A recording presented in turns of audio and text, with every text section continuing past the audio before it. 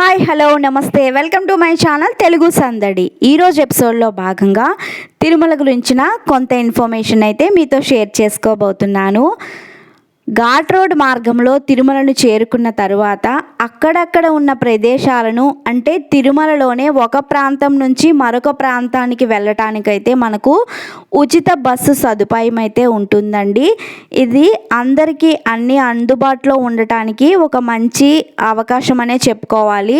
So తలనీలాలు ఒక ప్లేస్లో ఉంటాయి మనం వెళ్ళాలంటే, నెక్స్ట్ అన్నప్రసాదం ఒక ప్లేస్లో ఉంటుంది, దర్శనాలు ఒక ప్లేస్లో ఉంటాయి. సో మనకి తెలియని ప్లేస్లో ఏంటంటే ఆటో వాళ్ళు ఇలాంటి వాళ్ళు ఎక్కువ ఛార్జ్ చేసే అవకాశం ఉంటుంది. కాబట్టి ఈ ఉచిత బస్సు సదుపాయం ద్వారా మనకు ఈజీగా ఒక ప్లేస్ నుంచి ఒక ప్లేస్కు ఎవరైనా సరే వెళ్ళటానికైతే బాగుంటుంది, మంచిగానే ఉంటుందన్నమాట. ఎవరికైనా సరే ఉచిత బస్సులు, ఇది మ్యూజియం అండి, మ్యూజియం ఏరియా, దాని ఎదురుగానే మనకి దర్శనానికి మార్గం ఉంటుంది, కాటేజెస్ అలాంటివి కూడా ఉంటాయన్నమాట. ఇవే ఫ్రీ బస్సెస్ అన్నమాట. ఇలా ఉంటాయి, చాలా ఎక్కువగానే ఉంటాయి, ఎక్కువ టైం పట్టదు, వస్తూనే ఉంటాయి అన్నమాట. అలాగా ఉచిత బస్సు సదుపాయము బాగుంటుందన్నమాట తిరుపతిలో.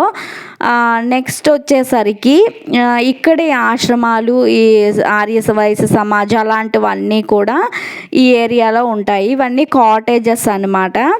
నెక్స్ట్ ఇక్కడ పంచులు, కండువాలు, ఈ తిరుమల ఈ డివోషనల్ రిలేటెడ్ అన్ని ఐటమ్స్ కూడా ఇలాంటి స్టాల్స్ రూపంలో పెట్టి మనకు అక్కడ అందుబాటులో ఉంటాయి అన్నమాట. ఇలాగా మనకి బోర్డ్స్ ఉంటాయండి, ఇన్ఫర్మేషన్ అంతా ఎటు సైడ్ ఏంటి వెళ్ళాలనండి. ఇది చూసారు కదా, ఇదే మా మ్యారేజ్ జరిగిన కళ్యాణ మండపం అన్నమాట. Thank you so much for